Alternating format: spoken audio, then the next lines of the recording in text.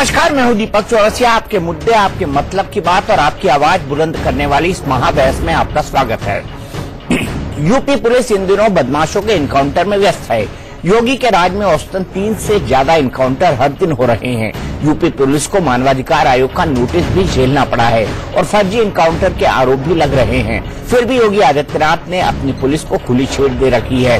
योगी आदित्यनाथ का कहना है कि बंदूक की नोक पर विश्वास करने वालों को बंदूक की भाषा में ही जवाब दिया जाना चाहिए। क्या यूपी में अब कानून व्यवस्था सुधारने के लिए इनकाउंटर ही सहारा है? यूपी की इनकाउंटर पुलिस क्या ठीक कर रही है? आज इन्हीं सवालों पर होगी महाबहस। लेकिन पहले इस बदमाशों से मुठभेड़ होने पर पुलिस को सेल्फ डिफेंस में गोली चलाने का अधिकार है, लेकिन अब यूपी पुलिस ने आत्मरक्षा के अधिकारों को कानून व्यवस्था सुधारने का हथियार बना लिया है। बदमाशों के हौसले पस्त करने के लिए यूपी पुलिस धुआंधार इनकाउंटर में जुटी है। अब तो यूपी के सीएम योगी आदित्यनाथ ने पुलिस को खुली छूट दे दी है कि बंदूक की भाषा समझने वालों को बंदूक से ही जवाब दिया जाएगा।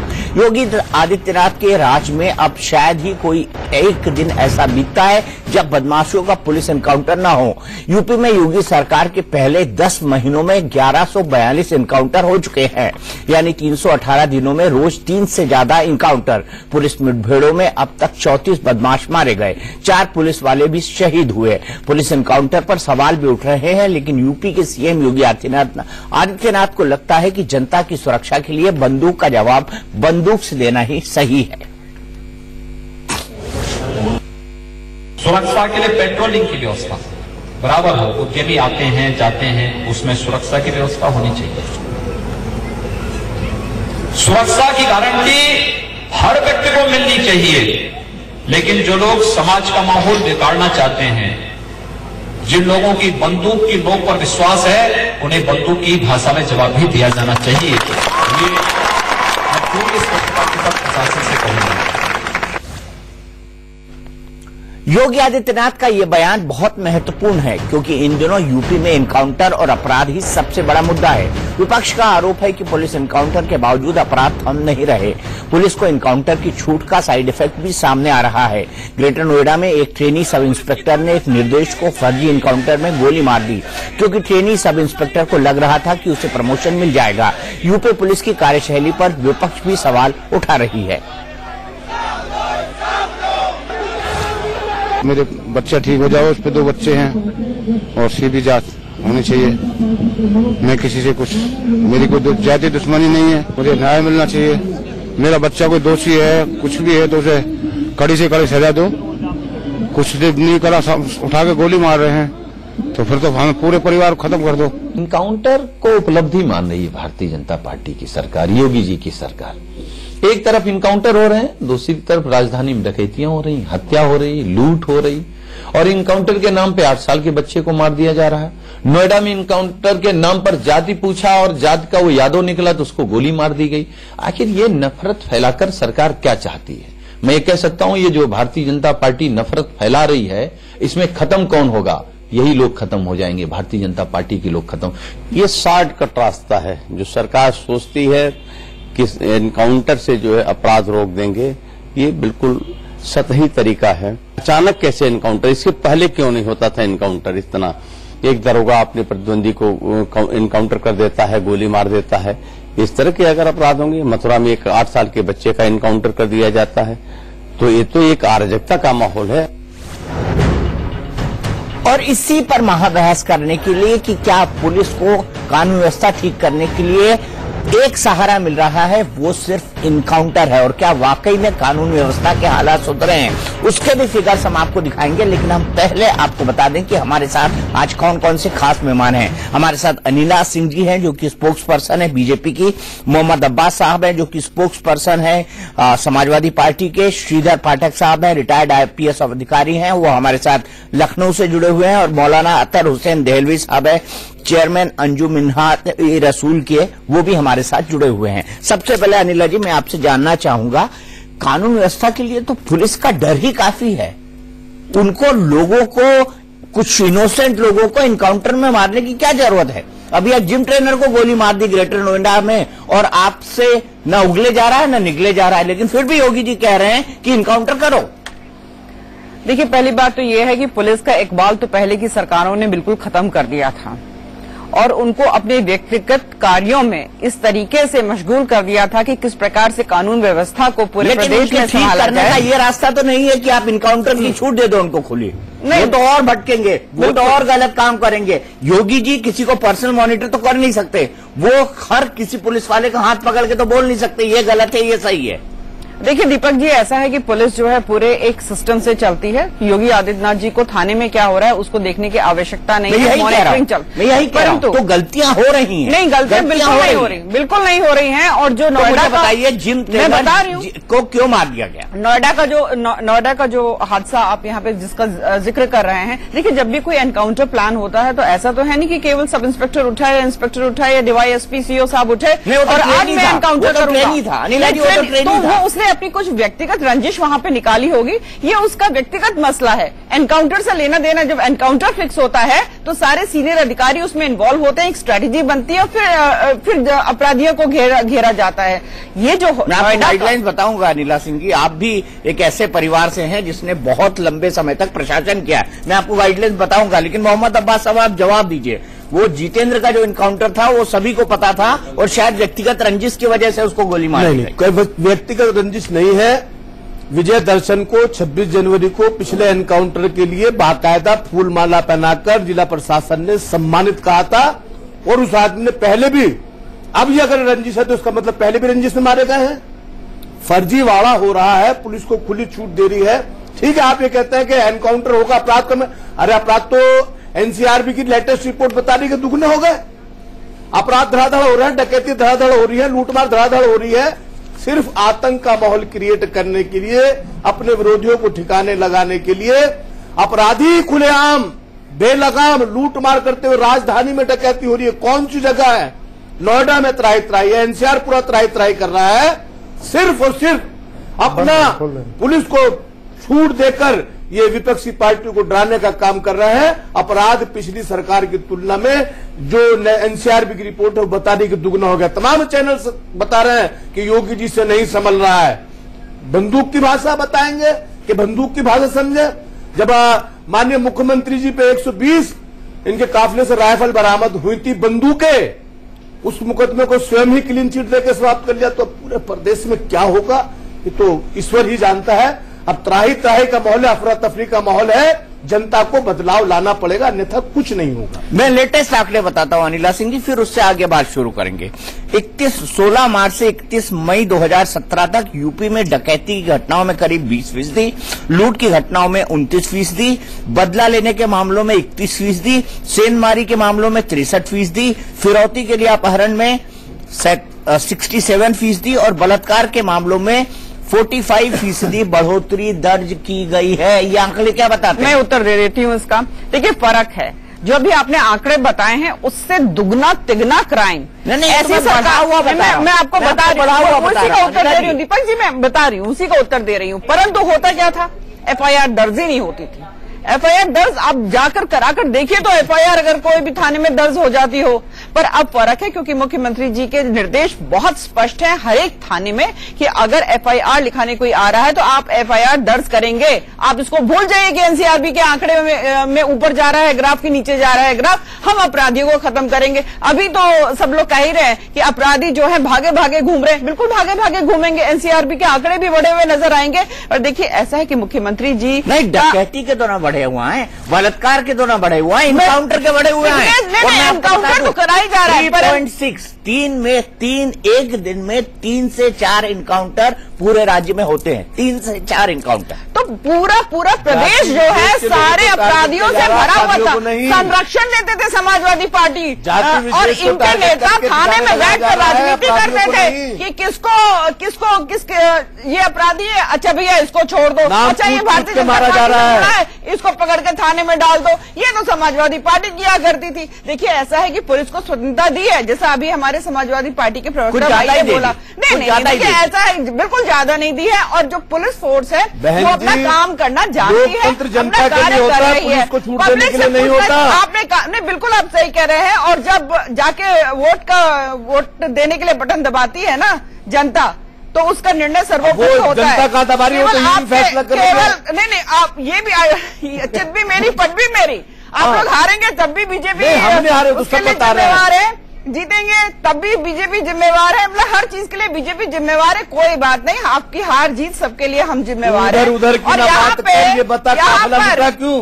अरे रहजनों से रहबरी का सवाल है, खत्म होगा, रहबरी का सवाल है। मैं बता रही हूँ अपराधियों का काफिला बिल्कुल खत्म होगा। पुलिस बहुत अच्छा काम कर रही है, अपराधियों का काफिला नहीं खत्म हो रहा। योगी महाराज जी के नेतृत्व में पुलिस बहुत अच्छा काम कर रही है। अपराधी जो है ना भागा भागा घूम रहा है। हाँ, भागा भागा बिल्कुल आप लोग परेशान है, आप लोग परेशान है कि आपका जो काफिला बसाया हुआ काफिला था उसका हो क्या रहा है, क्यों परेशान है, क्यों मारे जा रहे हैं, क्यों जेल के अंदर है, क्यों प्रदेश छोड़ के भाग रहे हैं। ऐसा ही हर्ष उन बदमाशों की लिस्ट जारी कर दो जो प्रदेश छोड़ के भाग रहे हैं। आपने 1100 एनकाउंटर करे, फिर आपके ऐसा है भाग जाए, हमें लिस्ट बनाने की कोई जरूरत नहीं। हर तरह का अपराध है, भागे बिल्कुल छोड़कर भाग जाए, कोई नहीं भाग रहा। हमारे प्रदेश को बर्बाद बड़े हुए अपराध के आंकड़े बता रहे हैं कि बाहर से अपराधी आ गए, उद्योग में ताला लग गया। बड़े हुए अपराधी के आंकड़े बता रहे हैं कि बाहर से अपराधी यहाँ पे।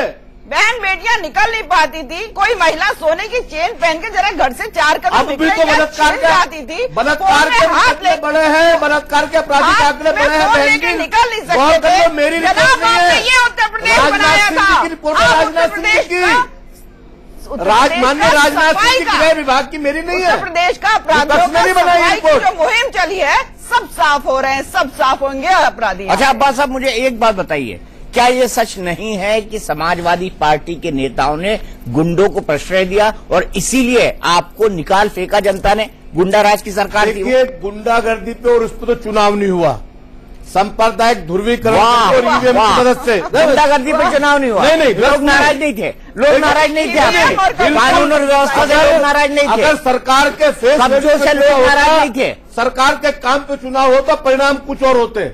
सब जानते हैं चुनाव को किस दिशा में मोड़ा गया, ईवीएम की मदद से, सांप्रदायिक ध्रुवीकरण के नाराज नहीं थे। सरकार के काम पे चुनाव होता, परिणाम कुछ और होते। सब जानते हैं चुनाव को किस दिशा में मोड़ा गया, ईवीएम की मदद से, सांप्रदायिक ध्रुवीकरण के चुनाव जीता गया। प्रदेश की सरकार के कारण से कोई वोट नहीं हुआ, किसी ने विकास की चर्चा नहीं की। वो जो ये ध्रुवीकरण तो है ना, मैं आपको बता दूं, मोहम्मद अब्बास साहब, बोया पेड़ बबूल का आम कहाँ से पाए? आपने जो आजम खान जैसे लोग बोए हैं ना, वो कराते सांप्रदायिक ध्रुवीकरण, आप जैसे लोग नहीं कराते। छोड़ दो, ईवीएम को रोने का कोई मतलब नहीं है। पंजाब में कांग्रेस जीत गई, आपने बोला कि ईवीएम खराब थी वहां पर। दिल्ली में अरविंद केजरीवाल जीत गई, दिल्ली में अरविंद केजरीवाल जीत गए, आपने बोला क्या ईवीएम खराब थी? बोला कि आपने ईवीएम खराब थी? अभी आपको ईवीएम खराब नजर आ रही थी। 2012 में आप जीते, 2012 में आप जीते, ईवीएम ठीक थी। 2012 में आप जीते, ईवीएम ठीक थी। 2017 में आप हारे, ईवीएम खराब हो गई। इस पे नहीं जाएंगे। मुझे दहलवी साहब ये बताइए, मौलाना साहब आप मुझे बताइए कि आपकी योगी सरकार से क्या कोई कंप्लेन है इस इशू को लेकर? क्योंकि गाहे बगाहे हमको ये सुनने को मिलता है कि पोलराइजेशन की पॉलिटिक्स हो रही है। देखिए, 2-3 चीजों को पंकज जी समझने की जरूरत है। पहला मसला तो ये था कि अभी पॉलिटिकल पार्टीज का अपना मुद्दा कौन कैसे जीता, ये तो निर्णय होगा जब अगला चुनाव होगा। सरहद बात यह है कि हम सुनते थे कि डंडे के आगे भूत नाचता है। अगर जैसे अभी आपने कहा कि पुलिस का खौफ हो या लॉ एंड ऑर्डर मजबूत हो तो गोली चलाने की भी जरूरत नहीं पड़ती। हमारे आईपीएस अफसर साहब यहाँ बैठे हुए हैं, पाठक साहब उसका अच्छे तरीके से जवाब देंगे। लेकिन योगी आदित्यनाथ जी ने जो उनकी प्राथमिकताएं थी, जो उन्होंने शुरू में कहा कि लॉ एंड ऑर्डर को हम मजबूत करेंगे, तो मैं समझता हूं कि जाहिर बात है कि अपराधी किसी भी धर्म जाति का हो, अगर वो अपराध करता है तो उसको सजा मिलने के 2 कायदे हैं। या तो उसको गिरफ्तार किया जाए और कोर्ट उसको सजा दे, या अगर वो इतना ज्यादा खतरनाक है कि पुलिस पे दूसरे लोगों के लिए जान के लिए खतरा बन रहा है तो इनकाउंटर उस सूरत में होते हैं, उसको कोई पुलिस के ऊपर सवाल नहीं उठता। मगर जिस तरीके से अभी आपने खुद कहा कि ग्रेटर नोएडा के अंदर एक जिम ट्रेनर को जिस बेदर्दी से मार दिया गया और उसके बाद जो खेल हुआ, नहीं मैं गोली की बात कर रहा हूँ, जो गोली मारी गई वो अपने आप की जिंदगी मौत से बदतर हो चुकी। 1 मिनट, जिंदगी मौत से भी बदतर है, पूरा शरीर तो उसका बिल्कुल पैरालाइज हो चुका निचला हिस्सा उसका। तो अब इसमें 2 बातें हैं। पहली चीज तो ये कि इसके साथ साथ ये ना रिपोर्ट अनिला जी की है ना हमारे समाजवादी की है, ये रिपोर्ट सदन पटल पे खुद आप देखिए एमएचए के अंदर इसको जो वेबसाइट पे क्या उत्तर प्रदेश जो चुना था, उत्तर प्रदेश के लोगों ने वो इसलिए चुना था कि समाजवादी पार्टी के जमाने में जो लोग कहते थे आज वो तमाम चीजें उससे ज्यादा तादाद में होने लगी हैं। आपको मालूम होना चाहिए कि अभी पीलीभीत के अंदर जो वाकया बिल्कुल आम भी नहीं हो पाया है कि जहां दलित बस्ती में घुस के किस तरीके के वाकयात हुए, तो अब मैं समझता हूं कि योगी आदित्यनाथ जी ने जो वादे करे थे, जिस तरीके से, जिस नाम पर, मैं नाम से मुराद करूं लोकतंत्र के नाम पर वो आए थे, अब खाली अगर वो ये कहे कि साहब इसको लोगों को डराया जाएगा पुलिस से, तो ये पुलिस स्टेट नहीं है चौरसिया साहब, ये स्टेट लोकतंत्र है। और लोकतंत्र के अंदर नरेंद्र मोदी जी ने भी राज किया गुजरात के अंदर। मुझको आप बताइए क्या वो जो पॉलिटिकली इनकाउंटर को अगर हम छोड़ दें, इस पर आज तक सुप्रीम कोर्ट में बहस चल रही है, लेकिन अपराध का और अपराधियों को रोकने का सिर्फ हम यही तरीका इख्तियार करें, तो फिर मैं अनिला जी से बड़े अदब के साथ कहूंगा उस वक्त ये फिर कहां चले जाते हैं जब नक्सलवाद क्षेत्र के अंदर या कश्मीर के अंदर सेना को सुप्रीम कोर्ट में जाके कहना पड़ता है कि हमने गोली अपनी रक्षा के लिए चलाई और वहां इनकी सरकार उन आर्मी वालों पर ही मुकदमा दर्ज करवा देती है। तो दोहरे मापदंड से स्टेट नहीं चलता है। पुलिस को भी अधिकार दीजिए, लेकिन लोगों के मुद्दों को भी समझिए। आम आदमी ना मारा जाए, अपराध मुक्त कीजिए, परंतु अपराधी मुक्त करेंगे तो कहीं ना कहीं बहुत सारी चीजों के सवाल उठाए जाएंगे। अपराधी मुक्त, अपराध मुक्त नहीं हो रहा है, अपराधी मुक्त हो रहा है। क्यों अनिला जी? मैं आपसे ये जानना चाहता हूं कि क्या आपके परिवार में भी इतने प्रशासनिक अधिकारी रहे हैं? क्या इतनी ज्यादा पुलिस को स्वतंत्रता दे दी जाए कि बंदूक की भाषा से ही बात करो, अब इनकाउंटर करो, तो उसके गलत परिणाम भी होंगे और इसको आप बहुत अच्छी तरह समझते हैं। न सुधार और कोर्ट की कोई जरूरत ही नहीं रही। नहीं, ऐसा नहीं है दलवी साहब। सबसे पहली बात तो ये है कि आपने बहुत कुछ बोल दिया पुलिस फोर्स को लेकर, और मैं केवल इतना कहना चाहूंगी कि आज भी अगर हम घर में सुरक्षित बैठे हुए हैं तो वो पुलिस के खौफ की वजह से बैठे हुए हैं जो अपराधियों के अंदर होता है। पुलिस का खौफ? जी बिल्कुल खौफ होना चाहिए। यूपी में नहीं, बिल्कुल खत्म हो गया था ना, फिर से कायम हो रहा है। और दूसरी बात नहीं, ये अब्बास साहब कितनी घटना हुई 6 महीने? नहीं, बिल्कुल मैं आपको कह रही हूँ ना, पुलिस का तो पूरा तंत्र बिगाड़ के रख दिया था समाजवादी पार्टी ने, फिर से पटरी पे आ रहा है। मैं केवल इतना कहना चाहती हूँ कि देखिए, अपराध मुक्त तभी होगा जब अपराधी मुक्त होगा कोई प्रदेश। तो यहाँ पर उसी के ऊपर कार्य कर रही है पुलिस फोर्स, कर रही है गवर्नमेंट, पूरा कर रही है, अच्छी गवर्नेंस देने का प्रयास कर रही है। हम चाहते हैं कि जो एक खौफ का माहौल है वो खत्म हो, उद्योग, नए उद्योग यहाँ पर है, जो युवा हैं उनको नौकरियां मिले, एक अच्छा माहौल प्रदेश में कायम हो। तो अगर अपराधी यहाँ से देखिए कैसे निवेश होगा, और वो सुनिए ऐसे निवेश होगा कि फिरौती के लिए अपहरण में 67% मामलों की वृद्धि हो गई है। फिरौती के लिए अपहरण में आप चाह रहे हैं कि इंडस्ट्रीज आए। देखिए ऐसा है कि आपने ये बात ये कह दी है, पर मैं आपकी बात से पहले एक और बात कहना चाह रही थी, मेरे से छूट गई थी, कि इन सब बातों में हम उन 4 पुलिस कर्मियों का नाम लेना भूल गए जिन्होंने अपनी जिंदगी जो है शहीद कर दी उत्तर प्रदेश में एनकाउंटर्स के बीच में। खैर, पुलिस वाले बेचारे जब मरते हैं, जब पुलिस वाले मर रहे हैं, तो इसलिए बाकी बाकी लोगों को उनका दर्द नहीं हो रहा जो 4 पुलिस वाले शहीद हुए। अरे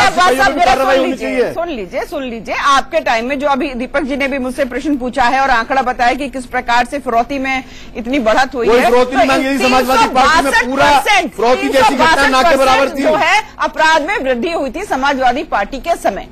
बलात्कार का जो मैं बात ही नहीं कर रही हूँ, उसमें 180% की इजाफा हुआ था। तो यहाँ पर ये एनसीआरबी में देख लीजिए 180%। अब एनसीआरबी आपके टाइम में आके गलत हो गई? नहीं, हम तो खुला बोल रहे हैं ना। आप तो एनसीआरबी पे बोलते हो, आप तो एनसीआरबी पे बोलते हो ना। 180 की जगह 800 जो आधार आप मानते हो, जिसका आधार आप मानते हो, तो मैं आपको मैं ब्रेक लेता हूँ, ब्रेक के बाद जाऊंगा सीधे पाठक साहब के पास, क्योंकि पाठक साहब से जानना जरूरी है कि अगर पुलिस को एक्सट्रीम पावर दे दिए जाए तो पुलिस किस तरह से गड़बड़ कर सकती है। इसीलिए सुप्रीम कोर्ट ने बाकायदा गाइडलाइन बनाई है।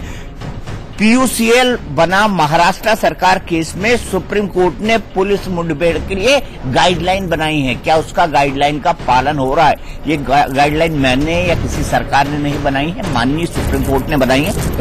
वृद्धि हुई है। कुल भारतीय दंड विधान की धारा के अंदर 2017 में कुल 73,874 मुकदमे दर्ज किए गए, जबकि 2016 में सिर्फ 58,316, सिर्फ नहीं कहूंगा 60 और 13, लगभग 26% का इजाफा है कुल अपराध के अंदर, और 1142 इनकाउंटर हो चुके हैं। हमें गलत आदमियों को बंदूक की भाषा से समझाने से कोई एतराज नहीं है, लेकिन गेहूं के साथ घुन भी पिसता है, और घुन पिसना बिल्कुल गलत है, मानवाधिकारों का उल्लंघन है। मैं आपको ये बता दूं कि पीयूसीएल बना महाराष्ट्र सरकार केस में सुप्रीम कोर्ट ने पुलिस मुठभेड़ के लिए गाइडलाइन जारी की है।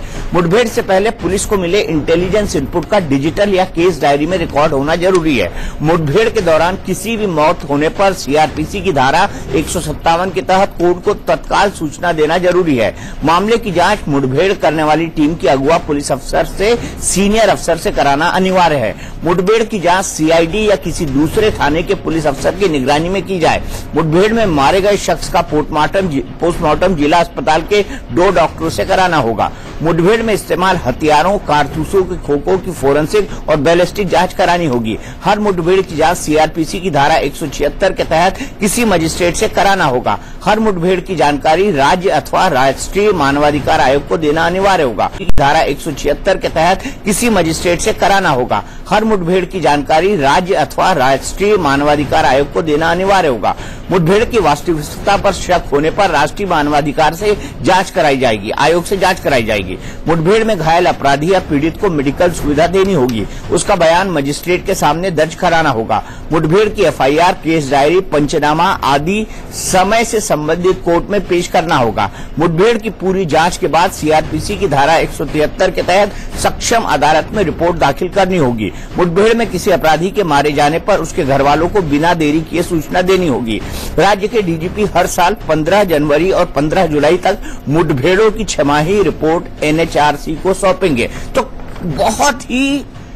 बहुत ही ऐसी गाइडलाइंस हैं जिसके बारे में हम बात करें कि ये गाइडलाइंस बहुत ही कठोर हैं और कितने इनकाउंटर में इसका पालन यूपी में किया जा रहा है, इस पर हम कोई अधिकृत टिप्पणी नहीं कर सकते। सीधे पाठक जी के पास चलते हैं। पाठक जी, अगर पुलिस को एकाधिकार दे दिया जाए या यह दे दिया जाए कि आप बंदूक की भाषा ही चलाओ, खौफ की भाषा मत चलाओ, सिर्फ बंदूक की भाषा चलाओ, तो पुलिस को अल्टीमेट अधिकार देने का खामियाजा किसको भुगतना पड़ सकता है? पुलिस को इतने अधिक अधिकारों की कोई जरूरत नहीं है। हिंदुस्तान में कानून का शासन है, कॉन्स्टिट्यूशन के तहत संस्थाएं गठित हैं।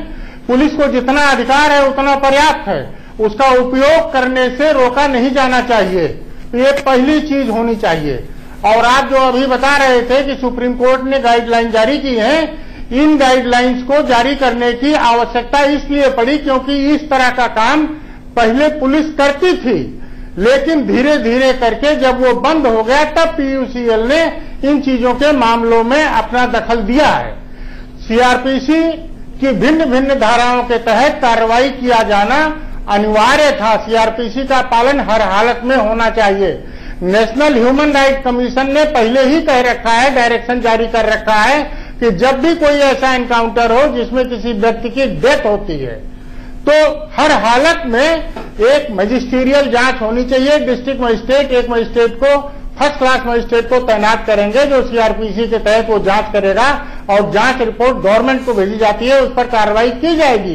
जो मुकदमा कायम किया जाएगा उसकी विवेचना स्टेट सीआईडी द्वारा की जाएगी, लेकिन ऐसा होता नहीं है। इसी तरह से 2 डॉक्टरों द्वारा भी निश्चित रूप से ये पोस्टमार्टम किया जाता है, लेकिन बहुत सारी जगहों पर 2 डॉक्टर नहीं उपलब्ध होते तो एक ही डॉक्टर द्वारा ये पोस्टमार्टम किया जाता है। पोस्टमार्टम पर बहुत कम ऑब्जेक्शन उठे हैं और जब भी ऑब्जेक्शन उठता है तो स्टेट मेडिको लीगल एडवाइजर इस संबंध में अपनी भूमिका निभाते हैं। लेकिन पहले ये देखना होगा क्या भारत गणराज्य के सभी राज्यों में स्टेट मेडिको लीगल एडवाइजर तैनात हैं? बिल्कुल। और तैनात नहीं है तो क्यों नहीं तैनात है? उन्हें तैनात न करने का उत्तरदायित्व किस पर है? और जिस पर उत्तरदायित्व है उसने ये काम क्यों नहीं किया? बिल्कुल। देखिए मैं तो ये सियासी लोग अपना जवाब देंगे। बिल्कुल पाठक जी से मुत्तफिक हूं। आपको मालूम होना चाहिए कि जम्मू कश्मीर और नॉर्थ ईस्ट में पुलिस को या सुरक्षा बलों को कुछ अधिकार खास दिए गए। उसके बाद भी एफआईआर हो रही है। उसके बाद भी एफआईआर हो रही है। यहां तक कि भारतीय लोकतंत्र में ऐसी व्यवस्था है कि अगर मान लीजिए किसी व्यक्ति के बारे में यह है कि वो आतंकवादी है मगर उस वक्त उसके पास कोई हथियार नहीं था, तो हमारे लोकतंत्र की खूबी ये कि हमारे यहाँ पुलिस रखो सक्षम होने के बावजूद भी हम मानवीय स्तर पे अपनी बात को करते हैं। मैं आशा करता हूं अनिला जी से और योगी आदित्यनाथ जी से और यूपी पुलिस से कि जैसे मैं फिर कह रहा हूं कि हमको अपराध मुक्त उत्तर प्रदेश या पूरा अपराध मुक्त समाज तो चाहिए, लेकिन अपराधी को कोर्ट तक पहुंचने चुनना तो एक तरीके से आप ये देखिए कि जो पूरी की पूरी न्याय प्रणाली है हमारी या जो अदालती हमारा निजाम है वो कहीं ना कहीं जो है वो ध्वस्त होना शुरू हो जाएगा। और इसके अलावा एक बात और भी है, मैं यूपी में ये जरूरत इस बात की है कि सिर्फ यूपी पुलिस को नहीं बल्कि पूरे भारत, और मैं इसमें बड़ी जिम्मेदारी से एक बात कर रहा हूं, हो सकता है कि आपको दोनों लोगों को, खासकर हमारी बीजेपी प्रवक्ता को ये बात बुरी लग जाए कि अगर कहीं पे, मैं नाम लेके कह रहा हूं, किसी मुस्लिम आतंकवादी की बात आती है तो हमारा तंत्र इतना मजबूत होता है कि हम फौरी कहते हैं फला जगह वो छुपा हुआ, और ये बात और है कि कोर्ट में वो बाद में बरी हो जाता है। तो वो तंत्र इन अपराधियों को ढूंढने में या इन तक पहुंच के गिरफ्तार करने में क्यों काम नहीं आता है? इसलिए जरूरत इस बात की पुलिस को ज्यादा सक्षम बनाया जाए, जो हमारा गुप्तचर विभाग है उसको और सक्षम कीजिए, अपराध मुक्त कीजिए, पर अपराधियों को सड़क पर मार के पुलिस को और इन गुंडागरों में कुछ ना कुछ अंतर हमको कानून रखना पड़ेगा। देखिए, जो इनोसेंट लोगों को मारते हैं, अनिला जी, मैंने तो बात समझी कि अगर आतंकवादियों के खिलाफ इस तरह की कार्रवाई हो, एंटी नेशनल लोगों के खिलाफ इस तरह की कार्रवाई हो, या फिर नक्सलवादियों के खिलाफ इस तरह की कार्रवाई हो जो पुलिस वालों पर हमला करते हैं, यहां तो आत्मरक्षा जैसी कोई बात नहीं है। उठाया, ले गए, टीवी कैमरा को बुलाया, गोली मार दी। नहीं। अब मुझे बताइए कि ऐसे कई इंसिडेंट मुझे व्यक्तिगत तौर पर एज ए जर्नलिस्ट मालूम पड़े हैं, इस पर आपका क्या कहना है? नहीं, बिल्कुल भी ऐसा नहीं होता है। और 12,000 ट्रेनर के केस में आया, वो अखबार में छपा है, वो बोल रहा है कि मैं तो आपको जानता हूं, आप क्या करेंगे? बोलो मुझे इनाम चाहिए, गोली मारूंगा। नहीं, उसकी पत्नी ने नहीं, उसकी पत्नी ने भी कहा, उसकी पत्नी ने भी कहा है कि भाई आपस में कुछ कहा सुनी हुई है, हाथापाई हुई है और इनकी रिवॉल्वर से गोली लगी है। नहीं, उन्हें इनाम दिया गया उसको, 26 जनवरी को उसको नवाजा गया। अभी जो गोली उससे अच्छी चलाना कुछ जानते नहीं नोएडा में। देखिए ऐसा है, तो सम्मानित किया गया ना अब्बास साहब, जब उसने सम्मान प्राप्त करने के लिए उसने कोई कार्य किया तो उसको सम्मान मिला है। और जब उसने बेमतलब गोली चलाई है, अब्बास साहब जरा शांत रहिए। और अभी जब उसने गोली चलाई है तो अब वो जेल में है और सस्पेंड भी हो चुके हैं। बाकी बाकी हैं, वो भी सस्पेंडेड है और उनके ऊपर कार्रवाई जेल क्यों नहीं है? दूसरी बात ये है, जानवी साहब आपने अभी पूछा था तो मैं बता दूं, 12,000 के करीब अपराधी जो हैं उनको गिरफ्तार करके जेल में डाला गया है। बिल्कुल अच्छी बात। और तीसरी बात मैं ये भी बता दूं कि जब एनकाउंटर कैसे हो रहे हैं, पुलिस जो है उनको पकड़ने जाती है, पर अगर अपराधी उनके ऊपर गोली चला देता है तो क्या पुलिस गोली खा ले? अच्छा, मुझे बताइए, 1140 एनकाउंटर हुए हैं, शायद 1140 ही हुए हैं अगर मैं सही हूं आंकड़ों के मुताबिक। तो आप मुझे बताइए 1140 एनकाउंटर में कितने पुलिस वाले घायल हुए हैं या कितने पुलिस वालों पर हमला हुआ है 1140 एनकाउंटर में? नहीं, अगर फायरिंग होती है ना, अगर वो फायरिंग करेंगे तो क्रॉस फायरिंग तो होती है हमेशा, पुलिस वाले नहीं, मैं बोल रहा हूँ जंगल में मोर नाचा किसने देखा? पुलिस वाले ये तो प्रशंसा आप हर चीज पे लगा सकते हैं दीपक जी। प्री प्लानिंग है। 4 पुलिस वाले बेचारे शहीद भी हुए हैं उसमें और घायल भी हुए हैं 2। तो ऐसा नहीं है कि पुलिस वालों के ऊपर गोलियां नहीं चलती हैं। मैं जो घायल हुए हैं मुझे उनसे पूरी सहानुभूति है, मैं उनको परिवार के लोगों के प्रति भी पूरी सहानुभूति रखता हूं, लेकिन बड़े सम्मान के साथ ये कहना चाहता हूं कि इस बात की गारंटी क्या कि जो पुलिस इनके राज में पूरी तरह बर्बाद और पॉलिटिसाइज हो चुकी थी, वही पुलिस आपके राज में सत्यवादी हरिश्चंद्र बन के लोगों को, बेकसूर लोगों को गोली नहीं मारेगी? आप खुद कह रही है कि पुलिस इनके राज में बैठ के जो है पूरी तरह बर्बाद हो चुकी थी। देखिए, आपने बहुत अच्छा प्रश्न यहाँ पे किया है। और जो प्रशासनिक तंत्र होता है पूरा, जिसमें मैं पुलिस को भी इंक्लूड करूंगी, इसका काम करने का एक बड़ा अच्छा ढंग होता है। मैंने देखा है कि जैसा जो आपके सीनियर्स हैं, जो आपके मिनिस्टर्स हैं, जैसा आपका मुख्यमंत्री है, ये उसी तरीके से काम करना शुरू कर देते हैं। मुख्यमंत्री करवा रहे हैं एनकाउंटर में। बात पूरी करने देंगे अब्बास साहब, बात पूरी कर। मैं ये नहीं कह रही हूँ कि मुलायम सिंह यादव ने कहा गलती हो जाती है इसीलिए औरतों के बहुत बलात्कार बढ़ने लगे थे। मैं ये बिल्कुल नहीं कह रही हूँ, मैं बिल्कुल नहीं कह रही हूँ कि अखिलेश यादव जी और मुलायम सिंह यादव जी जो है बलात्कारियों को प्रोत्साहन देते थे। तो मेरी बात करने मुझे आप अपनी बात में सिर्फ इतने जोड़ दीजिएगा। मेरा छोटा सवाल है, क्या इन अपराधियों को जो आरोप है जाति और धर्म, और वो सच भी है, इन 1140 एनकाउंटर्स में विशेष धर्म और विशेष जाति के जो लोग लगातार बढ़ रहे हैं, ये क्या ये अपने आप है क्या सारे क्राइम इन जाति और इन धर्म में होता है? ये भी थोड़ा जवाब दे दीजिए, लोग ये भी पूछ रहे हैं। देखिए, ऐसा है, जाति और धर्म देख के कोई अपराधी को ना तो जेल में भेजता है, और अगर एनकाउंटर के दौरान अगर वो पुलिस पे गोली चला रहा है तो पुलिस वापस चलाती है, वो उसको जाके पूछती नहीं कि भैया तेरा धर्म क्या है, तेरी जाति क्या है। वो बदमाशों को घेरते हैं और पूरा एक सिस्टम होता है, मुझे बताने की आवश्यकता नहीं है, आप तीनों लोग अच्छी तरीके से जानते हैं। और यहाँ पर जो हमारे पाठक साहब हैं, ये तो खैर अधिकारी रहे हैं, स्वयं जानते हैं इस चीज को।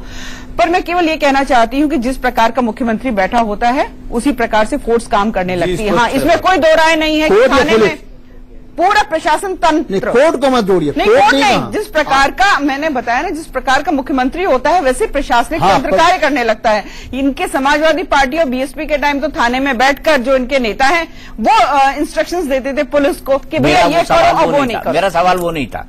बीएसपी के टाइम पर पुलिस वाले उनकी पार्टी के कार्यकर्ता भरते हुए, आपने कहा, आपने आरोप लगाया, आपने ये भी आरोप लगाया कि एसपी के टाइम उनकी पार्टी के कार्यकर्ता भर्ती हुए। अब उसी पुलिस आपके आते से ही बिल्कुल सीधी हो गई, दुरुस्त हो गई, अभी भी पुलिस ठीक चलने लगी, अभी भी सही इनकाउंटर कर रही है। दीपक जी, अभी भी पुलिस सीधी नहीं हुई है। तो आपको क्या पता कि वो इनकाउंटर जो वो कर रही है वो अपने मतलब के लिए नहीं कर रही? मुझे इसका जवाब दे दीजिए, हाँ या ना में या संक्षेप। आप ये बताइए, कोई अगर शातिर अपराधी है जिसने 10 खून किए हुए हैं, 40 किडनैपिंग्स की हुई हैं, पुलिस का वो रिश्तेदार हो जाएगा? मुझे बताइए कि 1140 जो इनकाउंटर हुए हैं उसमें कितने हत्यार हैं? अगर अगली बार हम फिर बहस करेंगे, आप ये फिगर लेके आइएगा और हम इस फिगर को एनालाइज भी करेंगे कि आपने जो बात बोली उसमें कितनी सत्यता है।